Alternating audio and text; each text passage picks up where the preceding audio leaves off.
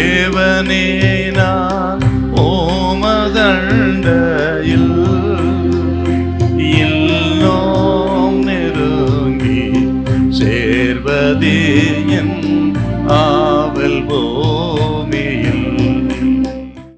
ஏசாயா 49:16. இதோ என் உள்ளங்கைகளில் உன்னை வரைந்திருக்கிறேன், உன் மதில்கள் எப்போதும் என் முன் இருக்கிறது. ஆண்டவர் சொல்றாரு நமது ஜனத்தை பார்த்து, உள்ளங்கையிலே வரைந்து வைத்திருக்கிறேன், உன் மதில்கள் எப்போதும் எனக்கு முன்பாக இருக்கிறது என்றால் உன் பாதுகாப்பு எப்போதும் எனக்கு முன்பாக இருக்கிறது. உன் பாதுகாப்பு, உன் குடும்பத்தின் பாதுகாப்பு, உன் பிள்ளைகளின் பாதுகாப்பு எப்பொழுதும் எனக்கு முன்பாக என் கைகளில் இருக்கிறது.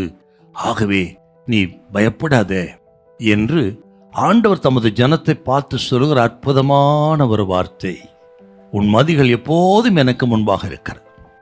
மதில்களை கட்டுவீராக என்று சொன்னால், ஆண்டவரே என்னை சுற்றிலும், என் குடும்பத்தை சுற்றிலும், என் கைத்தொழில் வியாபாரம் பிள்ளைகளை சுற்றிலும் ஒரு பாதுகாப்பான வாழ்க்கையை கட்டி எழுப்புவீராக சாமி என்று ஜெபிக்கிற அற்புதமான ஒரு ஜெபம். வேதத்தில் ஒரு வசனம் இருக்குது. இந்த எருசலேமுக்குள்ள யார் இருக்க முடியும் அப்படின்னா, நீங்கள் 87ஆம் சங்கீதம் 5வது வசனம் வாசிங்க பார்க்கலாம்.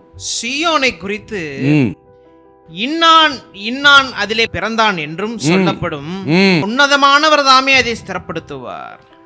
அப்ப சீயோனுக்குள்ள, எருசலேமுக்குள்ள இன்னான் பிறந்தான் என்கிற ஒரு பதிவு இருக்கிறது, ஒரு பட்டியல் இருக்கிறது, பேரெழுதப்பட்டிருக்கிறது. பேரெழுதப்பட்டவர்கள் தான் அங்கே குடியிருக்க முடியும். அங்கே இருக்கிற விவரங்கள், வம்ச வரலாறுகள் எல்லாம் குறிக்கப்பட்டிருக்கு. அவர்கள் தான் குடியிருக்கிறாங்க. அதை போல் யாருக்கு ஆண்டவர் பாதுகாப்பு கொடுப்பான்னு கேட்டீங்கன்னா, இயேசுவுக்குள்ளே வருகிறவர்கள், இயேசுவை விசுவாசிக்கிறவர்கள், இயேசுவை நம்பி ஏற்றுக்கொள்கிற அவர்கள் தான், அவர்கள் பெயர்கள் எழுதப்பட்டு ஒரு நாமங்கள் ஜீவபுஸ்தகத்தில் எழுதப்பட்டு அவர்களை சுற்றிலும் கர்த்தர் நல்ல பாதுகாப்பு கொடுக்கிறார்கள். எருசலேமுக்குள்ளே பேர் எழுதப்பட்டவர் குடியிருக்கிறார்கள். அவர்களை சுற்றி தான் மதில் சுவர் பாதுகாப்பு இருக்கிறது.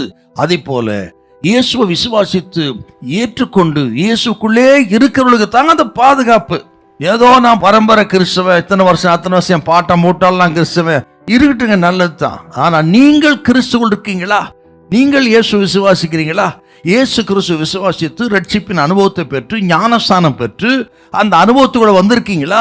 உங்கள் நாமங்கள் ஜீவபுஸ்தகத்தில் எழுதப்பட்டிருக்குதா? அவர்களுக்கு தாங்க அந்த பாதுகாப்பு. எருசலேமின் மதிலை கட்டுவீராக என்று சொன்னால், ஆண்டவர் நம்ம சுற்றிலும் மதில் சுவரை கட்டி வச்சிருக்கிறார். அதுதான் இந்த 49:16 பார்த்தோம். உள்ளங்கையிலே வரைந்து வைத்திருக்கிறேன், உங்கள் மதில்கள் எப்போதும் எனக்கு முன்பாக இருக்கிறது. பயப்படாதிருங்க. நமது மதில்கள் அவர் கையிலே இருக்கிறது, அவருக்கு முன்பாக இருக்கிறது. அந்த பாதுகாப்பு அவர் கட்டி எழுப்பியிருக்கிறார். ஒன்றும் உங்களை சேதப்படுத்த மாட்டாது. ஹல்லேலூயா, ஹல்லேலூயா.